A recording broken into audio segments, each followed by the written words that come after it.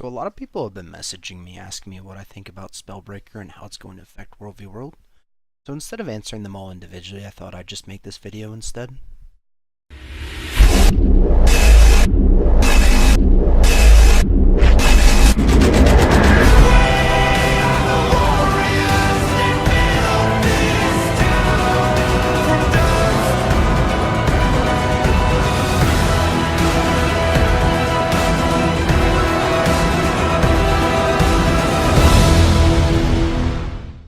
Let's start with wins. What do I think about wins? Well, I think wins completely changes the World v World meta. I think it brings back Zerg busting in a huge way.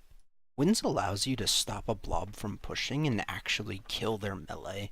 The huge issue in Heart of Thorns is that because of the AoE cap and because of the boon reapplication, the minus damage, and the healers that were added in Heart of Thorns, it's extremely hard to down the enemy melee and stop them from pushing on you, but now with wins you could easily stop them and kill them if they try pushing on you. After a lot of debating with my guild if wins was unhealthy for the game or if it was overpowered, I came to the conclusion that it is overpowered, but I think it's overpowered in a very good way that changes the way you play the meta. Because without Winds of Disenchantment, the World v World meta and the GVG meta would stay the same except with new tools like berries and stuff for the ball comp.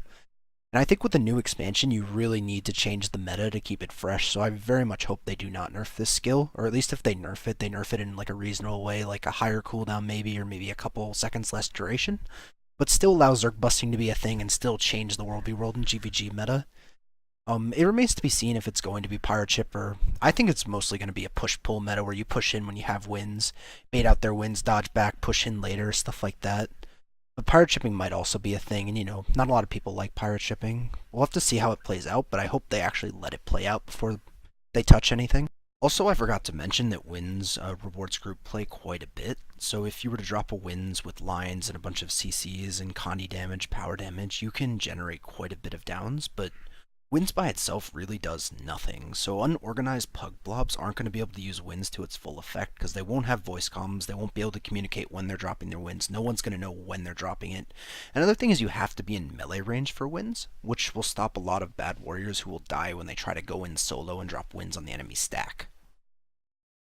Alright, next we can talk about utilities with Featherfoot Grace, Break Enchantment, the Reveal. Like, all of them are great utilities, with Break Enchantment being the thing you always want on your bar. Still pretty sure that you want to run two stances like Endure Pain, Berserker's stance, Balance stance, because they're your main survivability tool in World v World, so you probably need those. But it does add an interesting dynamic where if you want to rip boons in an AoE, or do you want the Reveal to reveal them if they like Veil or Stealth or Blast Stealth, or do you just want Featherfoot Grace for the double resistance if you need that extra bit of survivability along with Berserker stance? Also, Super Speed is very fun on Warrior. So I don't think that all of them are pretty good, but it's just hard to find room for them. To Dagger. Dagger's playstyle feels way too single targety for the AoE based playstyle that Winds of Disenchantment brings. But I think it would have use if you really want to kill a single target because it has high boon rip and single target damage. On a side note, I had a lot of fun roaming with Dagger. I think it's an extremely fun weapon set, but unless you really need to kill one or two people, Dagger is not, I don't think it's very good for large scale fights. Overall, I had a ton of fun over the beta weekend playing Spellbreaker, and I'm really glad that ANET gave Warrior unique utility that's extremely powerful in World v World. I'm really excited to play it when Path of Fire comes out. Also, Borp is recruiting. You can check the website in the description if you want to try and join up and subscribe, and I'll see you guys at Path of Fire.